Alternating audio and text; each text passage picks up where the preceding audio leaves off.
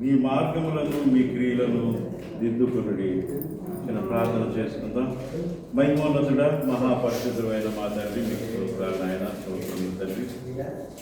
దేవమములను గతించిన శుక్రవారం నుంచి శుక్రవారం వరకు మీ దగ్గర చాటున కాచి కాపాడి ఈ దిద్దుబాటు కాలంలో తండ్రి, దిద్దుబాటు నెలలో మరి యొక్క ఆరాధన దినమును అనుగ్రహించి మమ్మలను తోడుకుని వచ్చి తండ్రి మీ పాద సన్నిధిలో సమయం గడపడానికి మాకు సహాయం చేస్తున్న దేవ, మీకు స్తోత్రాలు నాయన, స్తోత్రాలు తండ్రి. బిడలను ఎన్నో రీతిలుగా మా కుటుంబాల పోషణ కొరకే తండ్రి ఈ దేశంలో కష్టపడుచు మరి మీ పాదముల చెంత సమయం గడిపి సమయాన్ని మీరు చూసుకుని మీ పాద సన్నిధిలో సమయం గడుపుచూ ఉండగా ఈ దీవెన ఆశీర్వాదములు బిడ్డలపై బాగా కుమరించండి. వాక్య ధ్యానం కొరకే మేమందరం వేచి చూచుచూ ఉండగా వాక్యమై ఉన్న మీరు తండ్రి మీ పరిశుద్ధాత్మ ద్వారా మాతో మాట్లాడండి. మీరే మహిమ, ఘనత, కీర్తి, ప్రభావం పొందమని యేసుక్రీస్తు పుణ్యనామమున బ్రతిమలాడి వేడుకొనుచున్నాం పరమ తండ్రి. త్రిత్వదేవుని దీవెన, మహిమ, ఆశీర్వాదము కూడిన మనకెల్లరకు కలుగును గాక.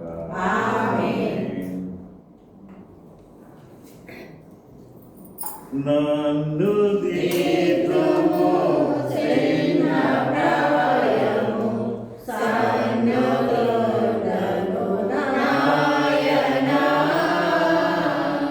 నన్ను దీపము చేసిన ప్రళయము సన్నుతోడను నాయన,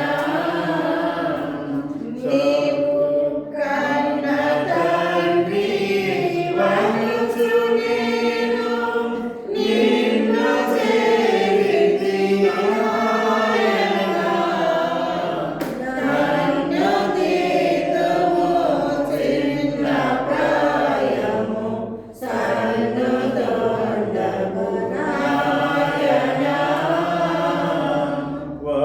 వాసిగాడే పాపలోకపు వాసుడను నాయన,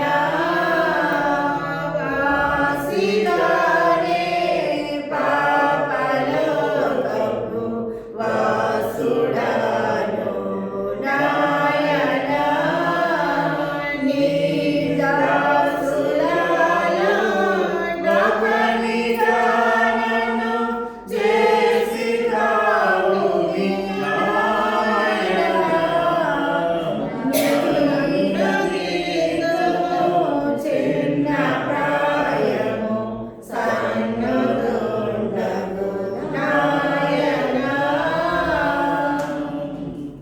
ప్రభునందు ప్రియమైన దేవుని సంగమా, మరి ఇర్మియా గ్రంథం 7వ అధ్యాయం 3వ వచనంలో ఆయన అంటూ ఉన్నారు, నేను ఈ స్థలమున మిమ్మల్ని నివసించినట్లు మీ మార్గములను మీ క్రియలను దిద్దుకొనండి.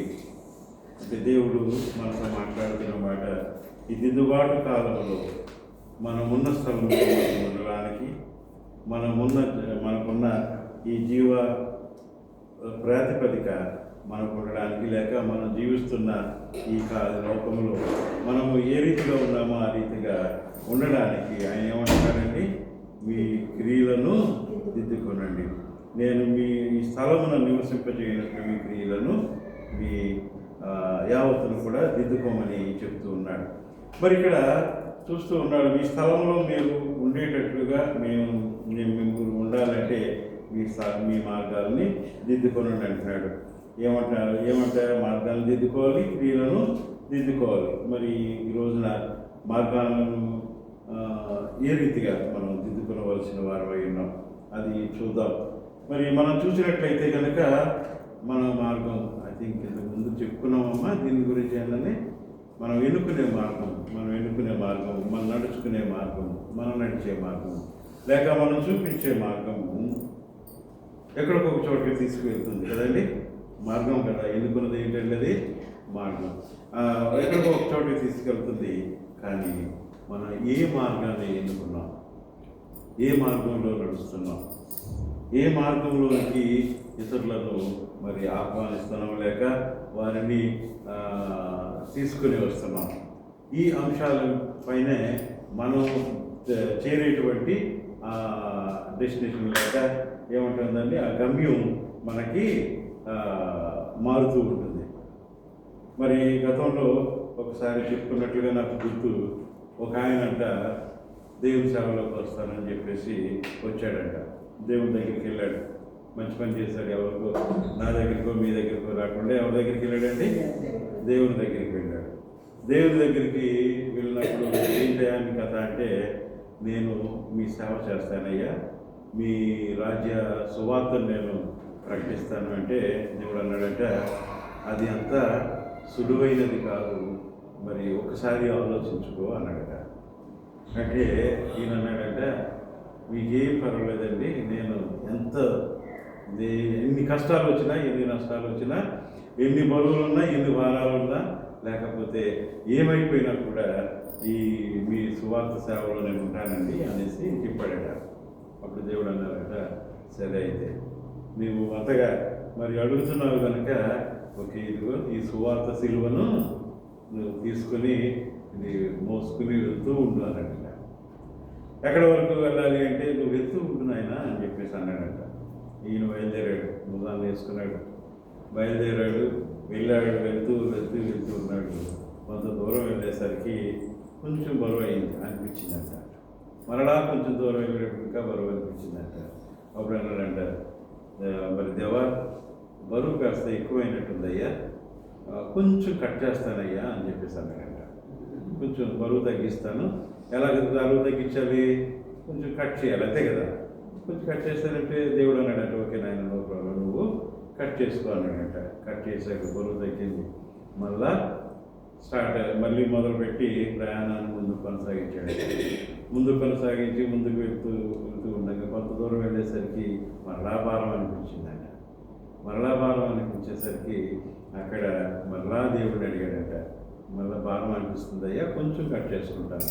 సరే, నో ప్రాబ్లం అన్నాడు. ఇలా 3-4 సార్లు దేవుడిని ఆ భారాన్ని, శిలువ భారాన్ని లేక సువార్త భారాన్ని, దేవుడు మనకిచ్చిన భారాన్ని ఆ వ్యక్తి మరి దేవుడేమి పిలిచి, ఇదిగో నువ్వు నా శిలువను ఎత్తుకో, నా సువార్త భారాన్ని ఎత్తుకో, లేక నాకు ఆత్మను సంపాదించే భారాన్ని ఎత్తుకో అని చెప్పలా. ఈయన ఏం చేశాడు? దేవుడి దగ్గరికి వెళ్ళాడు కదండి. దేవుడి దగ్గరికి వెళ్ళి అడిగాడు, దేవుడు ఇచ్చాడు. మరి మోసుకెళ్తూ ఉన్నాడు. మధ్యలో 3-4 సార్లు ఇదే పరిస్థితి జరిగింది. అక్కడ మొత్తం మీద బరువైన ప్రతిసారి ముక్కను కోసుకుంటూ వెళ్ళాడు. ఈలోపు చేరవలసిన గమ్యస్థానానికి చేరాడు. చేరేసరికి అక్కడ ఏముందంటే, ఇదొక భాగం మధ్యలో ఖాళీ ఉందండి. అంటే 2 కొండల నడుము అనుకోండి. అవతల పక్క కొండ మీద ఏముందండి? అవతల పక్క ఏముంది? పరలోకం ఉంది. యువతల పక్క లోకం ఉంది. మరి ఈ గ్యాప్ ఉంది కదండి. ఈ గ్యాప్ దాటి అవతలకి వెళ్తే పరలోకంలో పడిపోతాడు మనోడు. ఇప్పటివరకు మోసిన శిలువ భారం కానివ్వండి, వాక్య భారం కానివ్వండి, లేక సేవా భారం కానివ్వండి. అప్పుడు ఐడియా వచ్చింది, భుజం మీద శిలువ ఉంది, ఆ శిలువ తీసుకుని దీని మీద నుంచి నడిచి అవతలకి వెళ్ళిపోవచ్చు కదా అని ఆలోచన వచ్చి పెట్టాడంట. శిలువ ఆ పక్కకి ఈ పక్కకి పెడుతుంటే ఇంత ముక్క తక్కువ పడుతుంది. ఏమైందండి? ఇంత ముక్క తక్కువ పడింది. ఎలా తక్కువ పడింది? అది మోయగాక, దేవుడు మనకిచ్చినటువంటి భారాన్ని మోయలేక, దేవుడు పర్మిషన్తోనే దేవుడిని అడిగాడు, కొన్ని సొంతంగా ఏం కట్ చేయాల, దేవా మరి నేను మోయలేకపోతాను, కట్ చేసుకుంటానన్నా, చేసుకోమన్నారు. ఇలాగా మరి మనం నడిచే మార్గాన్ని బట్టి, మనం మోసే భారాన్ని బట్టి మనకు ప్రతిఫలం ఉంటుంది. మరి దేవుడు ఒక భారాన్ని మన చేతిలో పెట్టించున్నాడు, ఒక మార్గాన్ని మనకి చూపించి ఉన్నాడు. మరి ఆ మార్గంలోనే ఆయన ఇచ్చిన భారాన్ని యాజ్ ఇట్ ఈజ్గా మనం తీసుకుని వెళ్తే, ఆ చివరికి వెళ్ళేటప్పటికి ఏమవుతుందండి? అది ఒక వారధిగా పనిచేస్తుంది. యువతల పక్క నుంచి అవతల పక్కకు వెళ్ళే ఒక వారధిగా అది పనిచేస్తుంది. ఎప్పుడైతే ఆ భారాన్ని తగ్గించుకుంటూ వెళ్ళిపోతామో, ఏం చేస్తారండి? ఫర్ ఎగ్జాంపుల్, మీకు ఎవరైనా జ్యూస్ ఇచ్చారు, జ్యూస్ తాగండి అన్నారు. కొంచెం తాగిన తర్వాత కొంచెం నీళ్ళు వేసి, కొంచెం తాగిన తర్వాత మరి కొంచెం నీళ్ళు వేసి చూస్తే లాస్ట్కి ఏముంటుందండి అక్కడ? అది దేవుని సువార్త కానీ, దేవుని యొక్క దీవెన కానీ, దేవుని యొక్క మార్గం కానీ, దేవుని యొక్క వాక్యభారం కానీ ఈ రీతిగానే ఉంటుంది.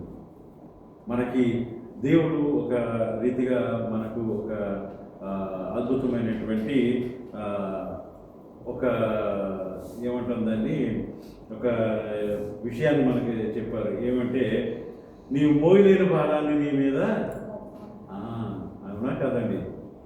కానీ ఒక్కొక్కసారి మనకున్న భారం లేక, మనకున్న దృష్ట్యాలు లేక, మనకున్నటువంటి ఉన్న పరిస్థితులను బట్టి ఏమనుకుంటామంటే, దేవుడు నన్ను వదిలిపెట్టేశాడు, దేవుడు నా మీద విపరీతమైన భారం పెట్టేశాడు, నాకు విపరీతమైన అప్పులు అయిపోయింది, విపరీతమైన శోధన అయిపోయింది, ఇంటిలో విపరీతమైన రోదన అయిపోయింది, ఇంటిలో నాకు వీధిలోనూ కానీ ఇంటిలో కానీ ఎక్కడ చూసినా కూడా నాకు వేదన, రోదన, శోధన తప్పించి ఏమీ లేదు అని అనుకుంటాం.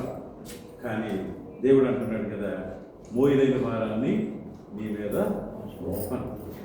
కాబట్టి దేవుడి యొక్క మార్గంలో, దేవుని యొక్క శిలువ మార్గంలో, దేవుని యొక్క సువార్త మార్గంలో మనం ఉన్నప్పుడు ఏమి ఉంటాయి, ఏమి ఎదురవుతాయంటే అనేక విధమైన లోకరీత్యా అనేక విధమైన పనులు మనకు లేక అనేక విధమైన ఆటంకాలు ఎదురవుతాయి. అప్పుడు మనం చేయాల్సింది ఏమిటయ్యా అంటే, మన మార్గాల్ని మనము దిద్దుకోవాలి, మన క్రియలను మనము దిద్దుకోవాలి. ఎందుకు అంటే, దేవుడు అంటున్నాడు, భూలోకంలో మీ మార్గాలన్నింటినీ దిద్దుకోవాలి, పరలోకంలోనికి మీరు రావాలన్నా లేక మీ మార్గాలను దిద్దబడితేనే మనము ఆ పరలోకాన్ని చేరుకోగలం. మనం ఏ మార్గంలో ప్రయాణిస్తున్నాం, ఇందాక అనుకున్నాం కదా, ఏ మార్గంలో ప్రయాణిస్తే ఆ మార్గానికి మనము ఆ చివరి ప్రదేశానికి మనము చేస్తాం. ఒకసారి చూడండి, యోధా పత్రిక 13వ అధ్యాయం ఒకసారి చూడండి అమ్మా. యోధా పత్రిక 13వ వచనం, 13వ వచనం.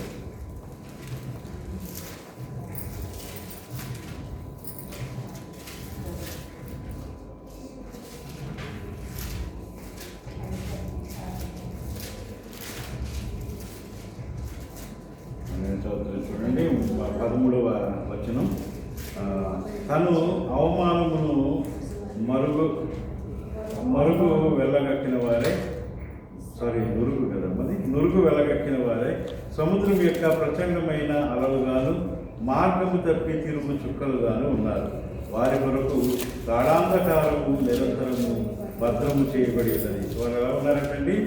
మార్గమును తప్పి తిరుగు చుక్క వలె ఉన్నారు. మార్గము తప్పి తిరుగు చుక్క వలె ఉన్నారట. మరి మనము మన మార్గాల్లో మనం నడుచుకున్నట్టు లేకపోతే కనుక అక్కడ దేవుడు ఏం చెప్తున్నాడు? మార్గము తప్పి తిరుగు చుక్కల వలె ఉన్నారు. వారి కొరకు ఏమి ఉన్నదంటే గాఢాంధకారము నిరంతరము భద్రం చేయబడి ఉన్నది. మరి మార్గము తప్పి తిరిగే చుక్కల వలె కాకుండా మరి మన కొరకే ఒక చుక్క పుట్టింది కదండి. ఎవరో చుక్క అండి? అక్షయ మగ్గు చుక్క ఒకటి యాకోబులో పుట్టిందని అయ్యగారు పాట రాశారు. యాకోబులో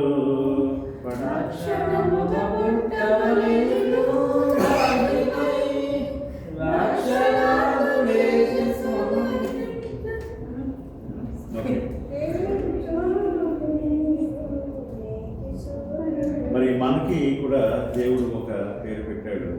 సంఘములకు ఉన్న పేరు కూడా దేవుడు మనకి పేరు పెట్టాడు. అది ఒకసారి చూడండి.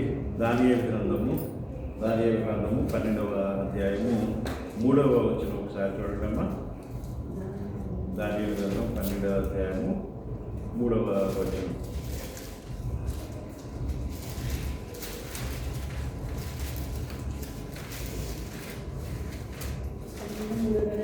అవును, 12వ అధ్యాయం 3వ వచనం. బుద్ధిమంతులైతే ఆకాశ మంత్రంలోని జ్యోతులను పోలిన వారే ప్రకాశించుచెదరు. నీతి మార్గములను అనుసరించి నడుచుకున్నట్లు ఎవరు అనేకులను తెలుపుదరో వారు నక్షత్రం వలె నిరంతరము ప్రకాశించెదరు. ఎలా ఉంటారండి? ఆయన మార్గంలో మనం ఉంటే కనుక ఎలా ఉంటారు? నిరంతరము ప్రకాశించేటువంటి నక్షత్రం వల్లే ఉంటాం. నక్షత్రాలు ఎప్పుడు ప్రకాశిస్తుంటే మన చంద్రుడు మనకి ప్రకాశాన్ని ఇస్తున్నాడు. కానీ ఎప్పుడు ప్రకాశంగా ఉంటాడండి చంద్రుడు. ఇంకొకటి ఏంటంటే చంద్రుడు స్వయం ప్రకాశకుడు కాదు. ఆయన నుంచి చంద్రుడి నుంచి ఏమి కూడా వెలుగు రాదు. ఎక్కడి నుంచి వస్తుందా వెలుగు? సూర్యుడి నుంచి, నక్షత్రాల నుంచి ఆ వెలుగును చంద్రుడి మీద పడి అవి మరలా మనకు రిఫ్లెక్ట్ అవుతాయి అన్నమాట. కానీ ఇక్కడ దేవుడు మనల్ని ఏం చేస్తున్నాడంటే వెలుగునిచ్చేటువంటి, నిత్యము వెలుగునిచ్చేటువంటి చుక్కల వలె ఆయన మనల్ని చేస్తానని అంటున్నాడు. కాబట్టి మనల్ని నిత్యము నిరంతరము ప్రకాశించేటువంటి జ్యోతులుగా ఆయన మనల్ని చేస్తాడు. ఎప్పుడు చేస్తాడండి? ఎప్పుడు చేస్తాడు? ఆయన ఆ మార్గంలో వెళ్తుంటే మనం ఈ మార్గంలో వెళ్ళినప్పుడు కదా, కాదు కదా. ఏ మార్గంలో ఆయన మనకు చూపిస్తే, ఏ మార్గంలో ఆయన మనకు వెలుగుపరిస్తే, ఏ మార్గంలో మనకు ఆయన బయలుపరిస్తే ఆ మార్గంలో మనం పయనించినప్పుడు ఎలా ఉంటామంటే మనం ఆయన మార్గంలో ప్రకాశించినప్పుడు నిరంతరము ప్రకాశించేటువంటి జ్యోతుల వలె ఉంటాం. నిరంతరము ప్రకాశించేటువంటి జ్యోతుల వలె మనం ఉంటాం. మరి కానీ ఇక్కడ ఏమంటున్నాడు దేవుడు? ఏమంటున్నాడండి? దేవుడు ఏమంటున్నాడు? మనల్ని చూసి ఏమంటున్నాడండి ఆయన? మార్గము తప్పి తిరుగు. ఏమంటే మార్గము తప్పి తిరుగు చుక్కల వలె ఉన్నారని ప్రభు తెలియజేస్తున్నాడు. చదువుకున్నా కదండి, 20 గ్రంథంలో చదువుకున్నాం కదా. మీరు ఎలా కనిపిస్తున్నామంటే మనకు మార్గం తప్పి తిరుగుతున్న చుక్కల వలె కనిపిస్తున్నాం. మరి మనం అయ్యగారు రాసిన పాట, కుమారుల గురించి రాసిన పాట, లేని పోని మార్గం కాదండి, లేని పోని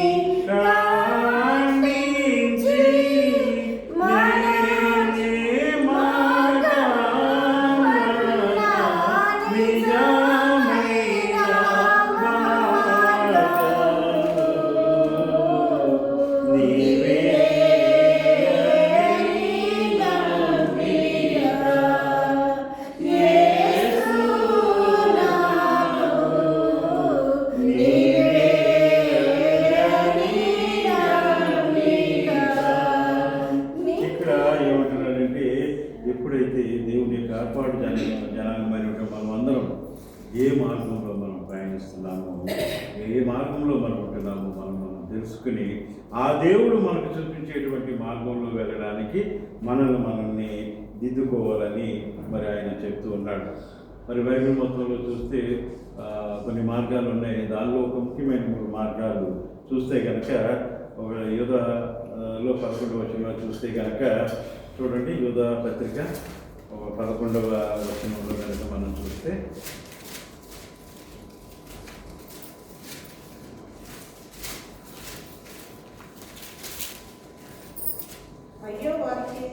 అయ్యో వారికి శ్రమ, కయ్యేను నడిచిన మార్గం నడిచిది, బహుమానం పొందవలని బిలాము నడిచిన తప్పు త్రోవలో ఆతురముగా పరిగెత్తిది, కోరలు చేసినట్లు తిరస్కారం చేసి నశించింది. ఇక్కడ మనం చూస్తే కయ్యేను నడిచిన మార్గం ఒకటి, బహుమానం పొందాలని బిలాము మరి ఆశించినటువంటి ఎన్నుకున్నటువంటి మార్గము అది. అదే రీతిగా కోరాహు చేసినటువంటి తిరస్కారము చేసి ఏం చేశారంటే వారు నశించారు. మరి కయ్యేను మార్గం అంటే ఏమిటి? అసూయ.